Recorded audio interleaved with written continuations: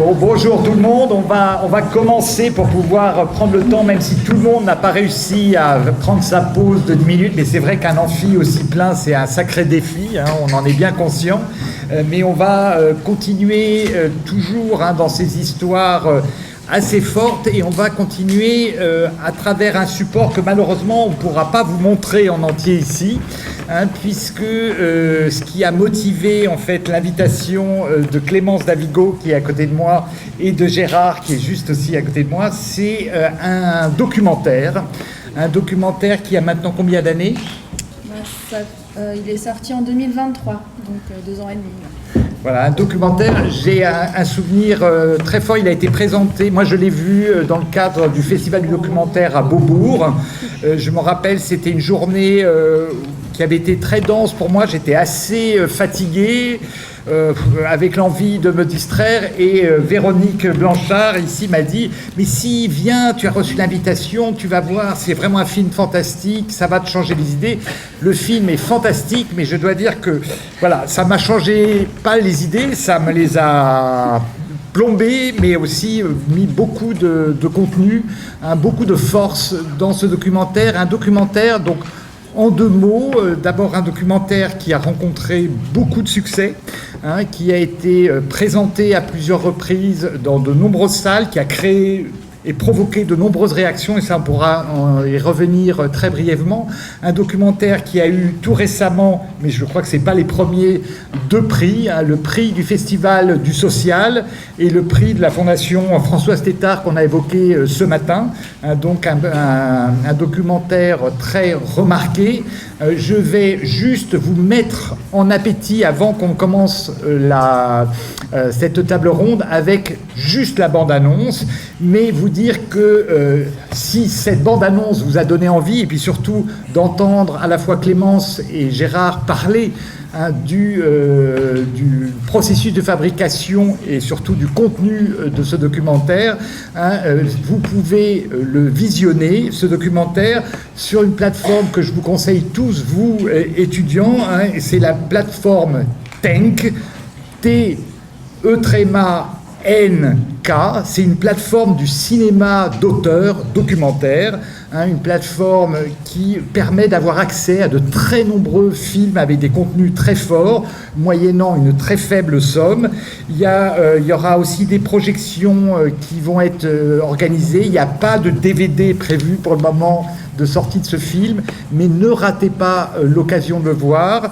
En 2 mots, ce film concerne et parle d'abord d'une institution catholique qui se situait en Savoie, qui a reçu pendant plus de 30 ans, voire même 40 ans, 30-40 ans, qui a eu un double agrément à la fois de l'aide sociale à l'enfance et de la protection judiciaire de la jeunesse pour recevoir des très jeunes enfants, puisqu'ils pouvaient recevoir que des jeunes garçons d'ailleurs, dès l'âge de 5 ans, et jusqu'à la majorité, parfois pour une durée très brève, parfois pour de longues années. Et cette institution qui a été adoubée par cette double tutelle, qui pendant très longtemps a été renommée, a fait même l'objet de quelques émissions qui montraient tout le travail formidable que c'est cette institution. On a découvert par la suite que c'était une institution plus que maltraitante, une institution un peu bêta-rame avant la lettre, une institution qui avait créé en son sein un nombre de violences institutionnelles absolument inouïes à l'égard de ses enfants, et jusqu'à sa fermeture n'avait subi absolument aucune sanction, aucune réprimande, aucune fermeture. C'est une fermeture plutôt naturelle qui s'est effectuée. C'est seulement après sa fermeture. Non, alors on y reviendra, je me trompe. En tout cas, presque jusqu'au bout de sa vie institutionnelle, elle n'a été absolument pas inquiétée, en tout cas, sur ce qu'elle a pu commettre en son sein. Voilà, merci Clémence. Je voulais commencer comme première question en partant en fait du titre qu'on a utilisé pour notre numéro de la revue L'Irrégulière, la revue de l'enfance, la revue d'histoire de l'enfance. On a appelé ça le silence en héritage. Et je me souviens que notamment Séverine en introduction a évoqué la question de briser le silence. Hein, et il m'a semblé, en voyant ton film, que la question n'était pas simplement de briser le silence, hein, mais plutôt de composer avec le silence qui s'installe hein, au cours d'une vie après avoir vécu des événements aussi forts que ceux qui sont décrits dans ton film durant son enfance.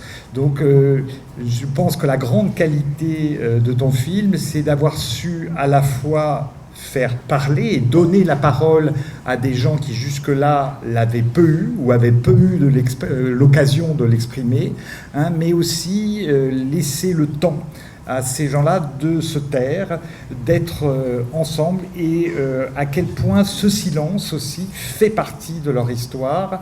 Hein, et ma première question, c'est de savoir comment, à la fois dans le tournage, mais aussi dans le montage de ton documentaire, tu as fait pour tisser les moments de parole et les moments de silence qui, encore une fois, on le voit, hein, ne serait-ce que dans l'extrait de cette bande-annonce, sont tout à fait présents dans le film, hein, en laissant aussi ces acteurs hein, qui ont vécu cette expérience vivre tranquillement entre eux, échanger autre chose aussi que ce simple témoignage, hein, comme s'il n'y avait pas une injonction à parler, hein, mais plutôt un temps hein, qui est laissé pour à la fois se taire et parler. Merci Mathias. Oui, en fait, je pense que la question du temps, elle est primordiale. Moi, j'ai mis 5 ans à faire ce film. Et je crois que c'est aussi ce temps-là qui a permis à ce que la parole elle advienne en fait dans le film de la manière dont elle advient. Le temps de la rencontre et le temps de mettre en place un rapport de confiance en fait avec les personnes que j'ai rencontrées, qui, pour beaucoup, se sont tus pendant près de 50 ans et n'ont pas parlé de ce qui leur est arrivé à leurs proches, voilà, donc la question du temps. Et ensuite, il y avait la question. Enfin, moi, quand j'ai rencontré ces hommes et que j'ai découvert leur histoire, je me suis rendu compte qu'il y avait beaucoup de choses qui n'étaient pas dites. Et donc j'avais envie de leur proposer un espace où on puisse prendre le temps de revenir sur cette histoire-là, mais aussi sur ce qui m'avait touché chez eux, et c'était cette manière qu'ils avaient d'être ensemble, ce besoin qu'ils avaient d'être ensemble, parce qu'ils sont tout un groupe en fait d'anciens de la Belle Étoile à s'être retrouvés des années plus tard grâce aux réseaux sociaux. Je perds un peu le fil de ce que je voulais dire. Nous dire juste le dispositif que tu as mis en place pour tourner. C'est ça, il y avait cette idée de leur permettre de prendre le temps de raconter ce qui leur est arrivé, mais il y avait aussi ce que je percevais chez eux, leur manière d'être ensemble, de s'écouter et l'envie de prolonger ce besoin initial de retrouvailles en fait, qui était important pour eux, parce que beaucoup avaient enfoui ça. Et enfin, rencontrer d'autres personnes qui avaient vécu la même chose, c'était aussi la possibilité de se dire mais je suis pas fou en fait, tout ça est arrivé et c'était pas normal. Donc moi, dans le dispositif que j'ai essayé de mettre en place, je leur ai proposé de se réunir d'inscrire le film dans les paysages où tout ça s'était passé, mais de se réunir dans une maison pour le temps du tournage, qui en fait est une sorte de décor, hein, mais une maison qui soit aux antipodes de ce qu'ils avaient vécu quand ils étaient enfants, donc un lieu dans lequel ils se sentent bien, pas très loin de la Belle Étoile et en même temps à bonne distance, et que le film s'articule entre les souvenirs douloureux de l'enfance, mais en même temps leur manière d'être ensemble, de tenir debout et de tenter de tirer des fils pour chacun de choses belles qu'ils ont mises en place en fait pour tenir jusque-là, individuellement ou collectivement. Je ne sais pas si je réponds un peu. Tout à fait. Justement, tu évoquais le fait que eux-mêmes s'étaient tus. C'est une affaire qui n'a pas fait tant de bruit que ça sur le moment. Comment toi, tu as eu vent de cette histoire et du coup, comment tu as rencontré ce groupe d'anciens et en particulier Gérard? C'est une histoire de rencontre. J'ai fait la rencontre d'un des protagonistes du film, André, pendant le tournage de mon premier film, qui est un film qui s'appelle Enfermer mes vivants, sur un couple qui s'est aimé pendant des années malgré la prison qui les séparait. Et donc en fait j'ai rencontré Dédé qui a fait beaucoup de prison et qui m'a raconté comment, quand il était enfant, il a été envoyé au centre de la Belle Étoile. Et un jour, ça m'a pas mal bouleversé tout ce qu'il m'a raconté. Et un jour, il a retrouvé donc d'autres anciens sur les réseaux et il m'a demandé si je voulais bien l'accompagner pour les rencontrer. Et c'est comme ça que j'ai fait la rencontre de beaucoup d'autres anciens de la Belle Étoile, dont Gérard qui est là avec nous. Voilà. Et juste avant de passer la parole à Gérard, quand tu as rencontré Gérard, est-ce que immédiatement il y a eu une envie de raconter ou justement c'est un long processus avec une issue d'une rencontre et qui a pris un certain temps, et quel temps ça a pris pour que tout d'un coup l'envie de raconter, non seulement l'envie de raconter, mais accepter d'être filmé, de faire partie d'un documentaire s'est mis en place? Donc j'ai rencontré Gérard lors de cette rencontre qu'ils ont donc une fois par an. Ils se réunissent autour d'un repas partagé sur les lieux. Au fort de Tamier. Au fort de Tamier, dans la montagne. Je me souviens que Gérard t'avait emmené plein de fromage à ce moment-là.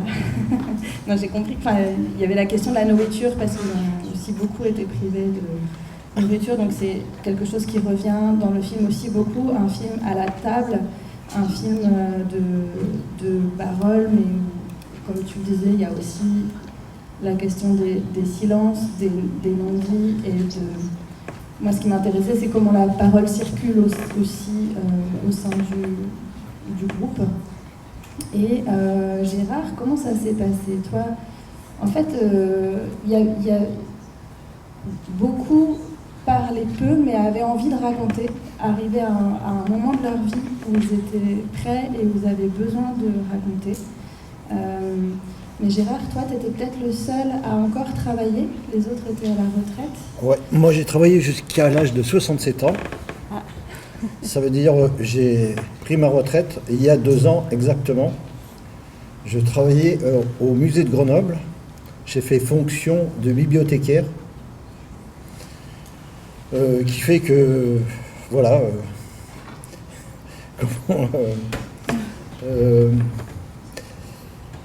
la question... Tu te rappelles de la rencontre, toi? La première rencontre, ou comment je fais en sorte d'être dans le film, c'est ça? Voilà, en même temps, d'une manière sincère, je peux aussi parler de quelqu'un qui m'a motivé et qui m'a dit « Gérard, tu peux que y être dans ce film ». C'est un auteur qui a eu le prix Goncourt en 2023, Jean-Baptiste Andréa, que j'ai rencontré. On se connaissait très peu, qui fait que dans son livre qui s'appelle « Des saints et des diables », qu'il a transposé l'histoire dans les Pyrénées, voilà, il a nommé un personnage qui s'appelle Grenouille. Voilà, mais... Non, ce que tu veux dire, c'est que dans cette rencontre avec Jean-Baptiste Andréa, il a écrit un livre, un roman à partir de ton histoire que tu lui as racontée. Une demi-heure. Hein. Et il t'a dit, Gérard, il faut que tu participes à ce film si tu en as la possibilité. C'est ça? Exactement. Alors peut-être qu'on va partir d'abord d'événements très factuels. Je vais te poser une série de toutes petites questions en essayant de te demander de répondre assez brièvement au départ, et puis on te laisse de plus en plus de temps pour parler.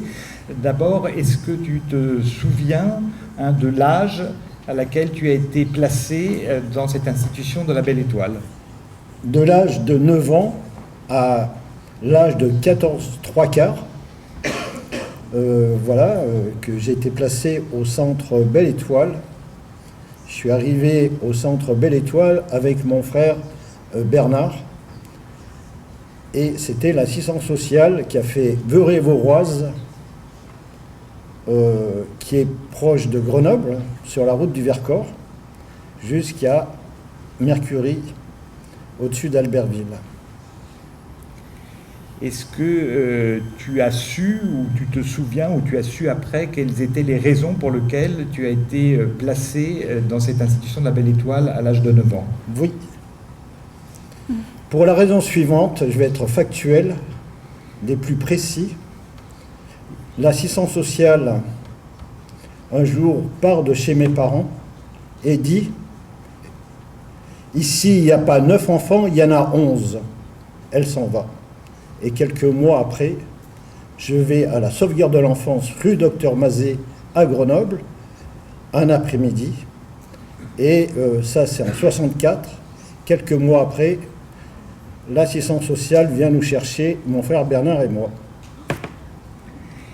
Est-ce que tu peux nous dire les premières impressions que tu as eues en arrivant dans l'institution La Belle Étoile à l'âge de 9 ans avec ton grand frère ou ton petit frère?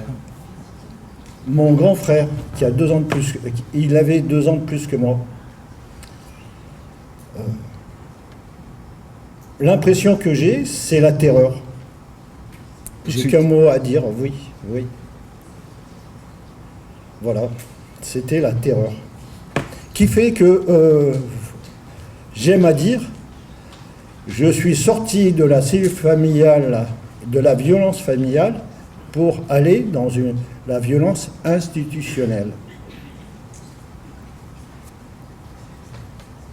Est-ce que tu peux juste nous dire le souvenir le plus marquant de ce que tu as vécu là-bas, pour qu'on passe après surtout sur le moment de la sortie et le moment de la remémoration de cette histoire-là?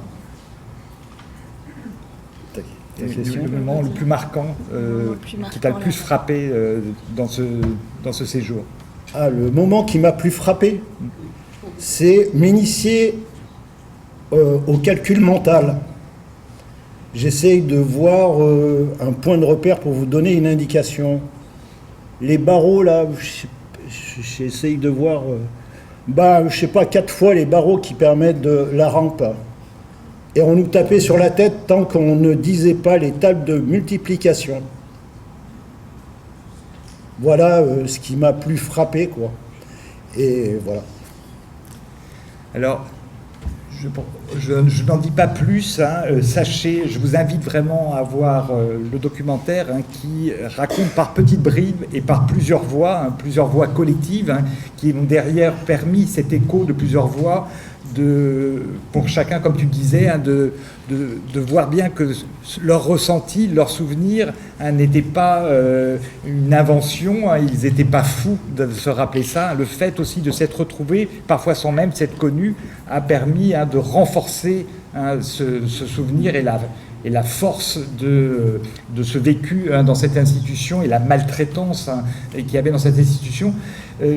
Donc je ne voudrais pas m'apesantir plus, je vous invite vraiment à voir ce documentaire qui, avec toute la pudeur et tout le temps qu'il laisse, permet de dévoiler les violences à la fois physiques, les violences sexuelles subies par un certain nombre de pupilles, des violences vraiment extrêmes qui vont jusqu'à ne peu donner à manger, faire sortir les enfants tout nus dans la neige. Enfin, il y a toute une série comme ça de brimades qui sont évoquées petit à petit dans le film. Mais ce que je me demandais, tu restes donc de 9 à 14 ans, donc tu es resté 5 ans dans cette institution. Pendant tout ton séjour, personne visiblement n'a remarqué les maltraitances que tu avais subies. Est-ce qu'en sortant, à l'âge de 14 ans, est-ce que tout de suite tu as voulu dénoncer? Est-ce que tu avais déjà dénoncé ou essayé de te plaindre des mauvais traitements subis, hein, ou est-ce qu'au contraire tu as senti qu'on ne te laissait pas parler ou que c'était trop honteux de parler? Je vais parler là. Voilà. Allô? Ouais. En sortant donc à l'âge de 14 ans, est-ce que tu as tout de suite voulu dénoncer ce qui s'était passé? Il m'a fallu beaucoup de temps pour en parler. À la première personne à qui j'en ai parlé, c'est un prof de philo qui était, qui était président d'une association contre le racisme, et qui donnait des cours à l'IFES, qui était un institut de formation d'éducateurs spécialisés à Échirolles.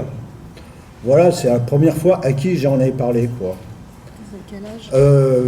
J'avais à peine une trentaine d'années, quoi. Voilà, et pour lui, j'étais une personne référente quand il s'adressait aux futurs éducateurs. Je vous dis fidèlement ce qu'il me disait quand on se voyait hebdomadairement, quoi. Voilà, et j'y suis allé récemment, ça a changé de nom, hein, c'est plus l'IFES, c'est Auxelia. Voilà. Et avec ton frère, est-ce qu'il est sorti en même temps que toi ou... Non, lui il est sorti avant moi, puisque c'était mon aîné, et il a trouvé une place comme chasseur dans un hôtel en face de la gare de Grenoble. Et entre vous, vous en avez parlé? Jamais, juste quelques années avant sa mort, et il me demandait, mais pourquoi tu crois pas en Dieu? Je lui ai fait, mais avec la vie que nous avons eue, croire en Dieu, ça m'est difficile. Voilà le seul échange que j'ai eu avec lui. Et après avoir rencontré ce professeur de philo, à quel autre moment tu as eu besoin ou eu envie de parler de cette expérience? Eh bien,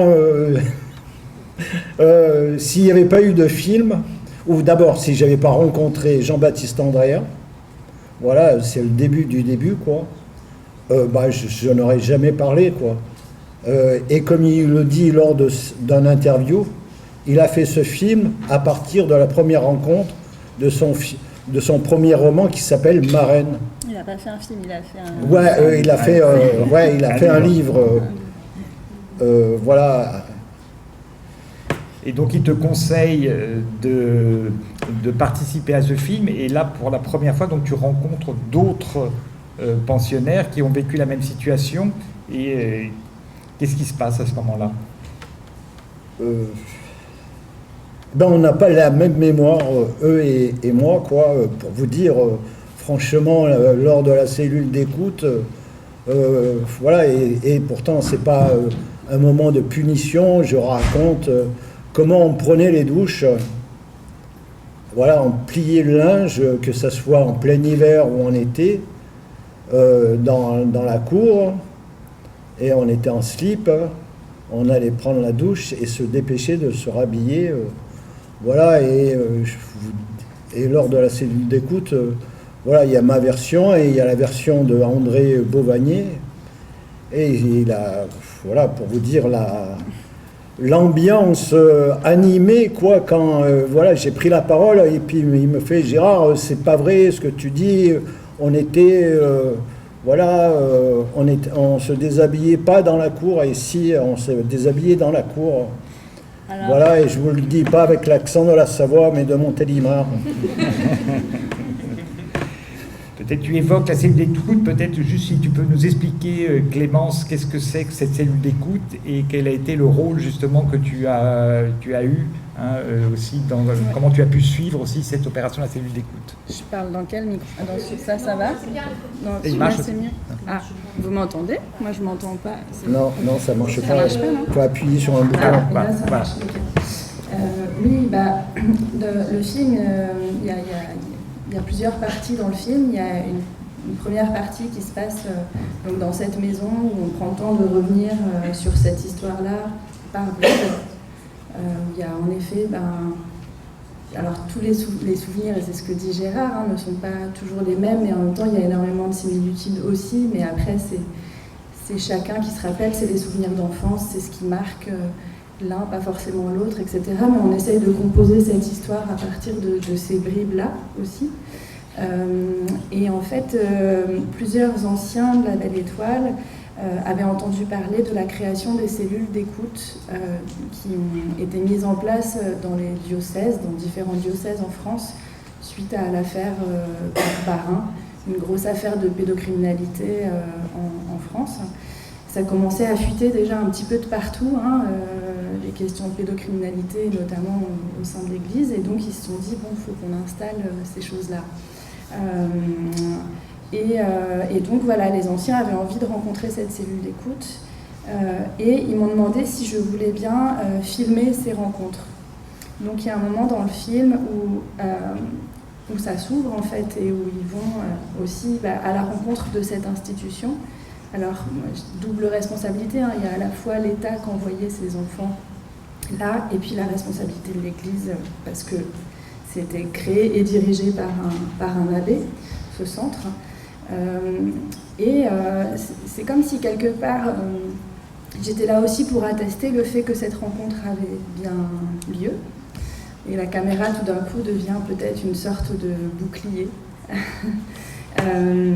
Et donc, parce que cette demande vient des protagonistes du film, la cellule d'écoute accepte. Moi, je m'attendais vraiment à ce qu'on me dise non et que je ne puisse pas filmer ce qui, normalement, n'est pas public, en fait, reste de l'ordre du confidentiel. Et j'ai pu filmer les entretiens menés par la cellule d'écoute avec les protagonistes, avec les anciens de la Belle Étoile.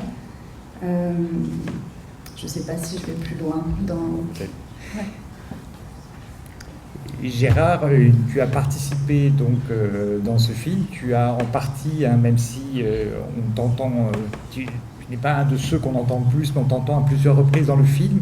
Mais tu me racontais au repas de midi que suite à ce film, tu as continué une certaine recherche, et notamment tu as continué une recherche personnel, en ayant appris du coup la possibilité d'avoir accès à un dossier. Et je voulais que tu nous racontes comment tu as pu continuer cette recherche sur ton histoire personnelle, et qu'est-ce que tu as trouvé notamment dans ce dossier. Je suis heureusement que j'ai été accompagné par une assistante sociale qui n'était pas prévue, qui m'a aidé quand j'ai pris ma retraite. Pour le peu que j'ai travaillé dans le privé, qui m'a aidé, quoi. Et après, sachant que aux archives départementales de l'Isère, je pouvais consulter mon dossier tout seul, comme ça, quoi. Et je me suis dit qu'il était préférable qu'il y ait une personne, quoi, digne de confiance, et heureusement, quoi.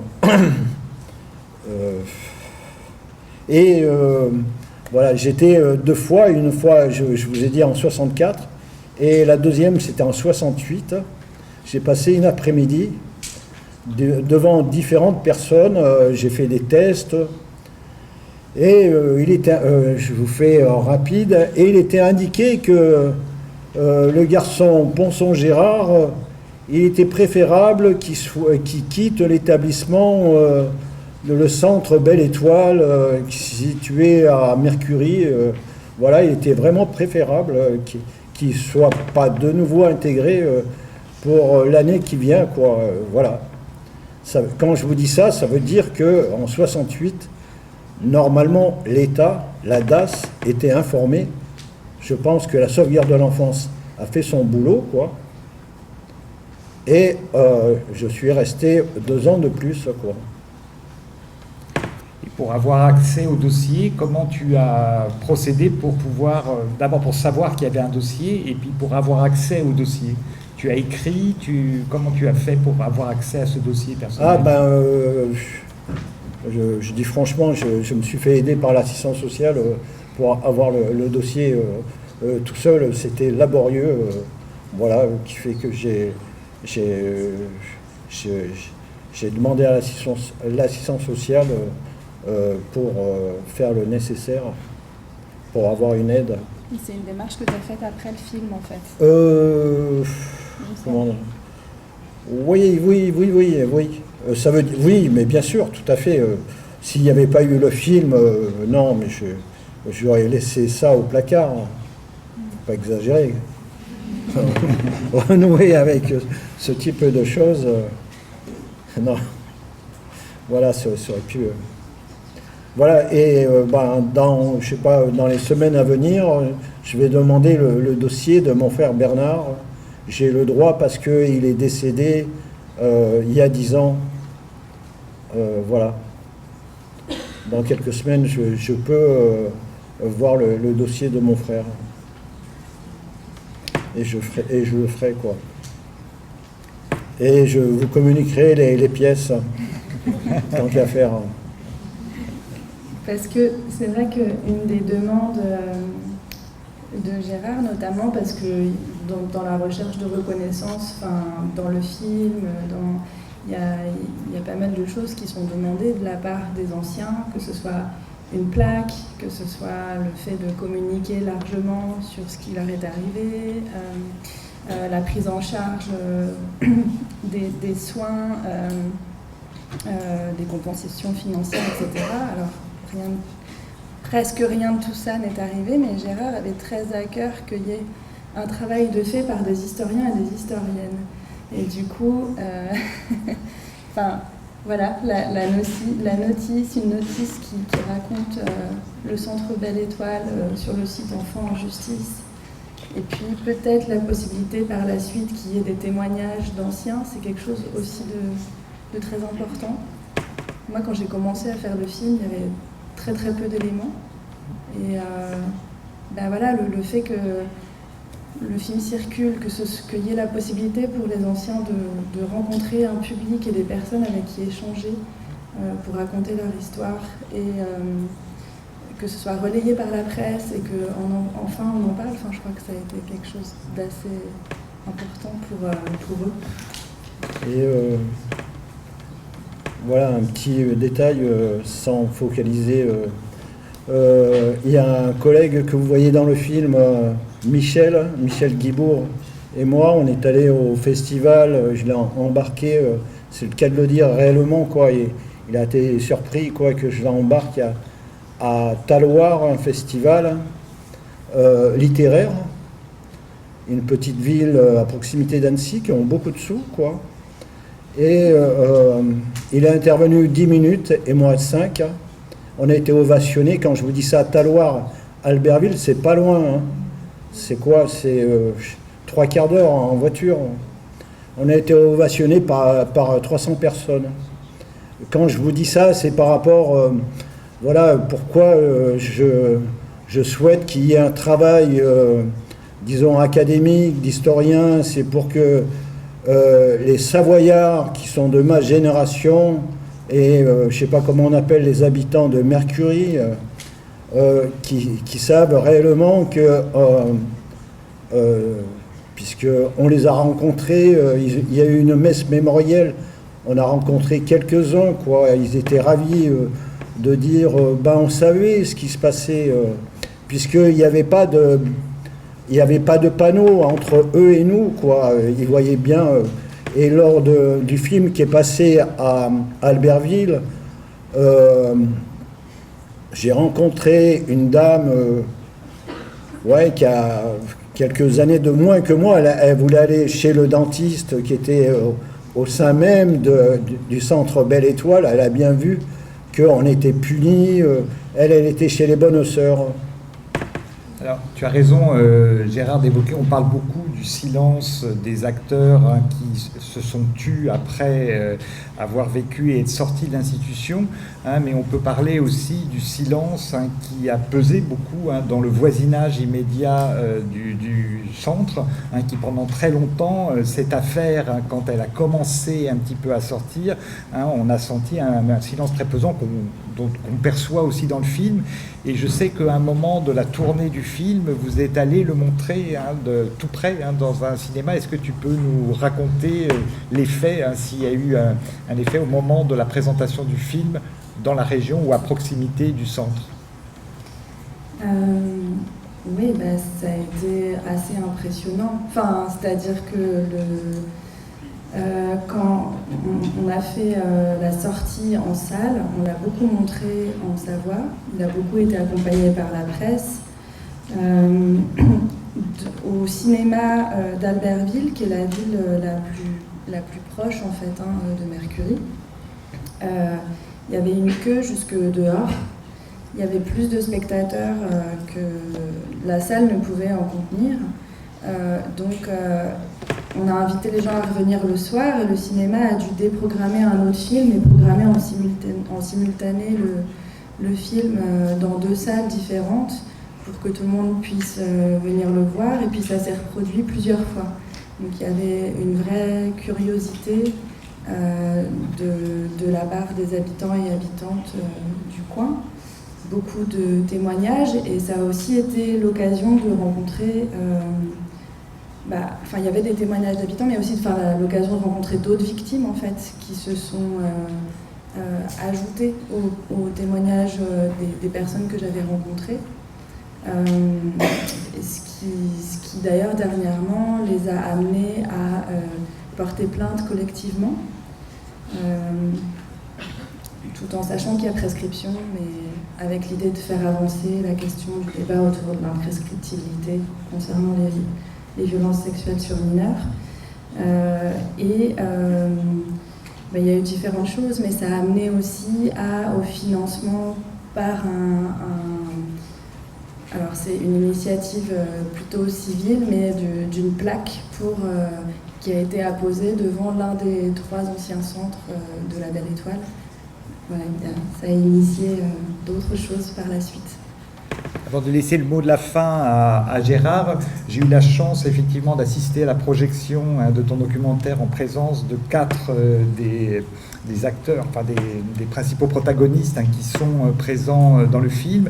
Et effectivement, dans les débats qui ont eu à l'issue de la projection, s'est posée la question de la réparation demandée, puisqu'on sentait, et c'est exprimé très légèrement dans le film, et ça a été exprimé plus explicitement par les acteurs à la suite, les protagonistes à la suite de la projection, l'action collective, le fait d'avoir constitué un collectif, et du coup les questions qui étaient posées, mais quelle réparation vous attendez, et c'est vrai que ce qu'on entendait très fortement, plus qu'une réparation de type financière qui semblerait assez rapidement dérisoire, c'est vraiment une réparation de reconnaissance. C'est-à-dire que le fait qu'on en parle, et cette action est une des actions les plus fortes, et c'était justement la pose d'une plaque qui rappelle ce qui s'était passé dans l'institution, sachant que cette institution aujourd'hui est fermée depuis même plusieurs années, et la volonté vraiment d'une plaque mémorielle qui rappelle. Et c'est vraiment ce désir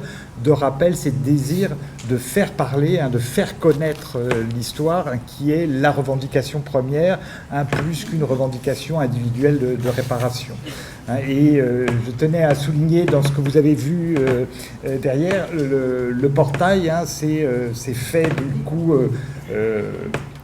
complice un petit peu de cette volonté de faire l'histoire de la Belle Étoile, en vous demandant de participer, et c'est une participation aussi que tu mènes pour écrire ces notices, pour recueillir ces témoignages avec le collectif d'anciens, pour redonner toute cette histoire à l'institution au sein du portail. Mais peut-être, Gérard, je sens que tu voulais dire un dernier mot, je te laisse la parole pour finir, avant qu'on laisse la place aux questions. Ouais, je tiens à dire que le film a été vu en public, en entier, réellement en entier, en Suisse, au Festival du documentaire de Nyon. Le film a été censuré, Clémence a été obligée d'enlever 5 minutes. Ouais, je vous assure, madame, qui est au premier rang, je vous assure, le film a été censuré dû au lobby et dû à un monsieur qui officie toujours. Et en plus, lors de la dernière réunion de la cellule d'écoute, l'évêque, soi-disant, qui est spécialiste pour les enfants, nous avait dit qu'il ferait en sorte que le curé René Albert serait au placard. Pas du tout, il officie toujours à Saint-Maurice de Maurienne. Voilà, Voilà le problème, disons, essentiellement. Et pour en revenir à tout à l'heure, et la plaque, il y a, à Tamier, voilà, le centre a été acheté par des artistes. Ils ont rendu un hommage aux anciens du centre Belle Étoile. Une journée grandiose. En même temps, il y avait des journalistes de France 3. Disons, le documentaire, vous pouvez le voir en replay sur France 3 Grenoble-Alpes. Voilà, le 19-20 de France 3 Grenoble-Alpes. La date de référence, c'est le 8 septembre. Je peux vous le dire, c'est un mémo d'enfer parce que c'est la date de mon anniversaire.